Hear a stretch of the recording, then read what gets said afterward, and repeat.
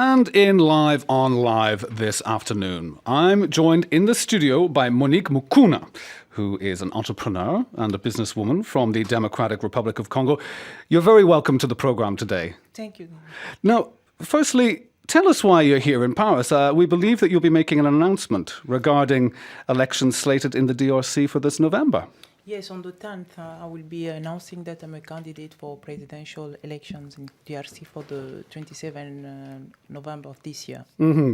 And now, tell us about why have you decided to put yourself forward as a presidential candidate? Being a Congolese, being exposed internationally, I've noticed that I have a lot to share with my country. I have to assist my country in all the levels. So I've decided myself that instead of letting my country getting poor and poor, so I have something to give to my country. And now, where will you be making this announcement, the official announcement here in Paris? Why Paris? Mm-hmm. Paris is because Congo is the first French-speaking country in the world. Mm-hmm. So for me, it was just naturally that I came first here before I announced it in the country. So for me, it's just a matter of legacy. Now, Monique, tell us a little bit about your background. I mean, your business background, first of all. And what have you been doing over the past few years? Yes, for now, let me start from now what I'm doing. I'm working for a Belgian company in 11 countries in Africa. Mm-hmm. And I've been working for a German company in the same region, mining company. I've worked for elections in Congo in 2006. I was the administrative and financial officer for election in Katanga region. So, and I was a CEO for another South African company. So for me, it's not just a matter of because of the business I was been doing, it's a matter of conviction. I'm convinced that I have to support my country. I have to come up with a change like a woman. Okay, now this, of course, well, for us, we thank you very much for coming in here. This is an exclusive for us now, but also, just can you tell her, you've never actually, you've seen the administrative side of how the elections were run. You're saying that you worked in 2006 on the other side, but you've never actually entered politics yourself directly, have you?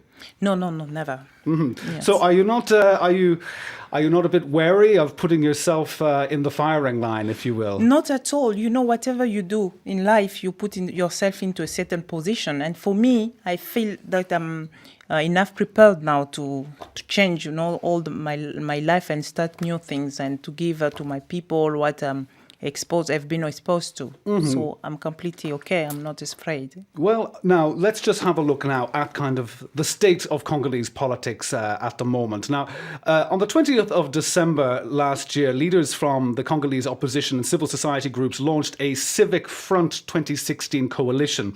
That was in the DRC capital, Kinshasa. Now, this was all came together to stop President Joseph Kabila from tweaking the constitution to allow him run for a third mandate. Now, a few days before that coalition was founded, the same groups had met in Senegal to agree on a common platform. Now, are you part of this Civic Front 2016? I'm in the same spirit, but for me, I don't have to start today to be, quarreling for nothing. I give the benefit of doubt to the President Kabila. So since he has not announced anything, for me, maybe it will be like in Haiti. Why not? Mm-hmm. Maybe he will find that we don't have enough funds and then he can just resign from his position. Well, this is the whole issue. I mean, seeking a third term these days in Africa is very much a dicey. It's a difficult option when we see what's happened in neighbouring Burundi. Yes. With Pierre Nkurunziza and the trouble that has caused. Yes. And of course, we saw Blaise Compaoré trying to run to extend his 27 years as president, and he was ousted. Now, surely, like President Kabila up until now has played his cards quite close to his chest. Yes. Do you think that he is taking note of the potential consequences if he does try to tweak the constitution? That will be, for me, I regret. I don't think that he has to do so because, it will just bring more complications for him even. In French, we say it's better you leave things than things leaving you. So for me, it's just my advice. He has not to leave a certain legacy to Congolese people. So at least when we'll be thinking about him, we will not think about what he was trying to do. So for us, we have gone through that dictature. We have gone through a lot of troubles in Congo. So now it's time for us. Maybe he can just think of the legacy he can leave to the Congolese people or on whatever he's doing now. He has to think on the future now. So it's better for him, like in Nigeria, as we saw it in Nigeria, another big country, just, to step out. To hand over the power. To hand over the power. Now, on a more logistics level, there are some doubts being expressed about the government being prepared to hold elections in November. I mean, why are there these fears, do you believe, in the Congo? In Congo, so the official version is that lack of funds. And for me, it's lack of... they've not even prepared themselves. They've not even planned. For them, the plan was maybe to extend. I don't know. Because for me, I give him a benefit of doubt. Well, of course, if we remember that the last elections, if I remember correctly, I think were one of the most expensive elections ever to be held at a price of, I think, over $1 billion. What was that about? Yeah, it's normal. It's even for now, the amount that the amount that they are giving, it's not the right one. In everything, it's reflecting just the level of corruption of the country. So that's why even whatever they're doing, even with EMF or whatever, for the infrastructures, we are the most expensive in everything. So it's not only elections. Now, you're very media savvy. You've worked in computer and IT and various industries as such. What do you think your appeal will be to voters in the DRC? I mean, we see all across Africa the expansion, the exponential expansion of social media, of applications because of the accessibility to smartphones, which have come down in price. What are you going to be using? What kind of platform are you going to be using to communicate? Are you communicating to a younger group of people, of Congolese voices? Yes, for me, I have good energy with young people because, the future belongs to them. For me, I think for us, our generation have been sacrificed and now we have to give chance to the youth.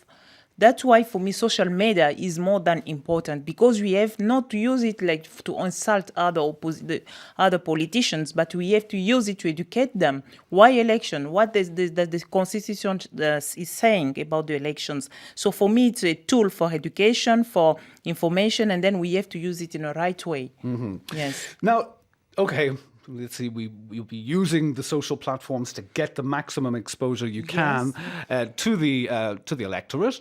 Now, but when you look at the country and the size of the Congo, the absolute size of the Congo. I mean, when we look at the Congo on a map, it doesn't really give away the actual true size because we have to take the curvature of the earth. You have to put EU together and then it's bigger than EU. We're talking a massive country here.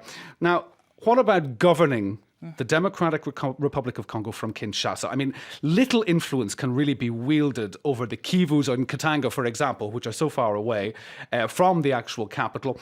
Now, what has to be done, in your opinion, to equally balance the good governance of the DRC? For me, first, it's a matter of to have a good plan. Congo is big, but it's small because we have a very strong culture. And it's not a matter of Kinshasa or somewhere else. It's a matter of planification. We need to have, it's not a matter of now we have a lot of province because they say we have to approach, the governance with the people. But for me, it's a matter of just putting the right infrastructure at the center of Congo so that the energy will be coming from the center and then it can infuse in the rest of the country. So the problem is not the distance, it's the way of doing things. But is it also, surely it's also infrastructure. I mean, to get from Kinshasa to Goma, there's no other way but flying or taking a boat. From even very short distance, we have to fly. And the flight is so expensive for people. And we are now having problems. And Congo is so rich now, we are among the poorest countries in the world because only we are talking about mining and not agriculture, and because we don't have the right infrastructure to get the product from the place that it has been produced. Now, on the topic of infrastructure, the DRC suffers from a shortage of electricity. Now, the Grand Inga Dam project, which has been described as the world's biggest hydropower scheme, is still being developed, and there are talks of Inga 3. Now, though the first two phases are not properly completed. Now, there's also the power that was meant to be coming out of the Inga Dam hasn't been as much as was hoped for. Now, the cost of this whole project is estimated, I believe, to be up to $80 billion. But many believe that this is an underestimate because it's moving so slowly. But when built, Inga could produce more than a third of all the electricity generated in Africa. Are you hopeful that the DRC could become self-sufficient in electricity and even become an exporter? We don't have to dream. Of course, we need industrialization in Congo. That will need energy, but we have to diversify. So we have to get access to new technology to get power, to get electricity. Because I don't see where we could get that money to do the Inga Dam project, since Ethiopia is doing another big Of course, dam. the Renaissance Dam, yeah. So for me, we have to diversify, and we don't have to concentrate anymore only on Inga, because people in Kinshasa and everywhere, they don't have the power, the necessary power, and it will take more time for the Inga 1, Inga 2, or Inga 3. So we have to look at other means to get electricity. And when you're talking about diversification, I'm sure the Congo has been hit hard by the drop in commodity prices over the last year. I mean, that's also something that has to be tackled. How do you aim to do that? The product, it's a matter of giving power to our money, and then to encourage, that we export more than we do now. We don't have only to export for mining products. We have to look for other commodities, like, we can look at the tourism that can bring more other revenue currencies in the country. So for us, the biggest problem is everything is relying on the mining sector. Okay, Monique Mukuna, presidential candidate for the elections in the Democratic Republic of Congo. Thank you very much for being on the program today. Thank you.